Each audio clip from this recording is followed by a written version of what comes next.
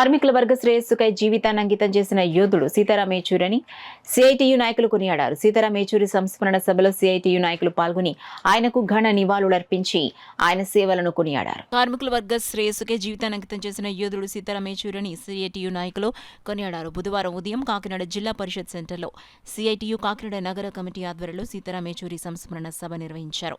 CITU నగర convener Malacca Venkataramana అధ్యక్షతన జరిగిన కార్యక్రమంలో సిఐటియు అఖిల భారత ఉపాధ్యక్షురాలు జి బేబీరాణి, జిల్లా అధ్యక్షుడు దువాశేషు బాబ్జీలు ఏచూరి చిత్రపటానికి పూలమాల వేసి జోహార్లు అర్పించారు.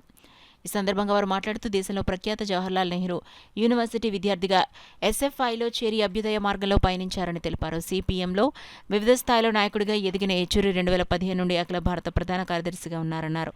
2005 నుండి 2017 వరకు 12 సంవత్సరాల పాటు రాజ్యసభలో ప్రజావాణి వినిపించారన్నారు.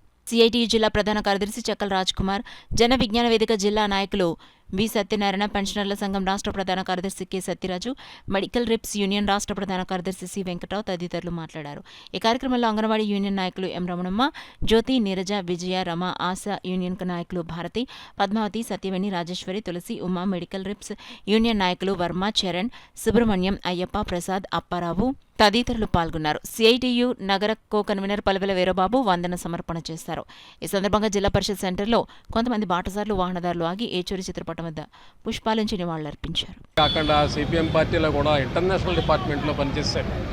అనేక దేశాలు పర్యటించారు. ఆయన చాలా భాషలు మాట్లాడగలరు.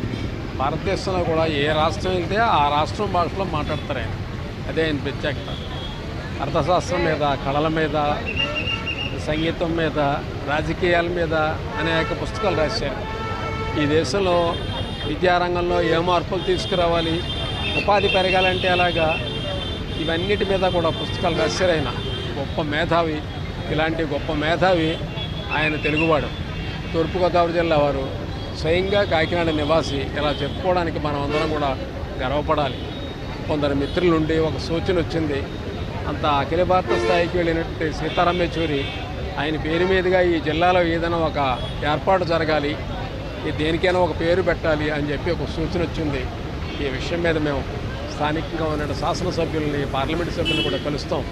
మహిళలకి స్వేచ్ఛ కావాలి, మహిళా హక్కులు అన్నీ కాపాడబడాలని చెప్పేసి, అలాగే కార్మికులకి కనీస వేతనాలు కావాలని చెప్పి, అలాగే విద్యార్థులకి శాస్త్రీయ విద్య అనేది కావాలని చెప్పేసి ఆయన 50 సంవత్సరాల పాటు అలుపెరగనటువంటి పోరాటం చేసినటువంటి మహానాయకుడు. అలాగే 12 సంవత్సరాల పాటు రాజ్యసభలో పార్లమెంటేరియన్గా, ఉత్తమ పార్లమెంటేరియన్గా ఆయన అన్ని రాజకీయ పార్టీలు మన్ననలు పొందినటువంటి మహోన్నతమైనటువంటి వ్యక్తి చనిపోవడం నిజంగా చాలా బాధాకరం.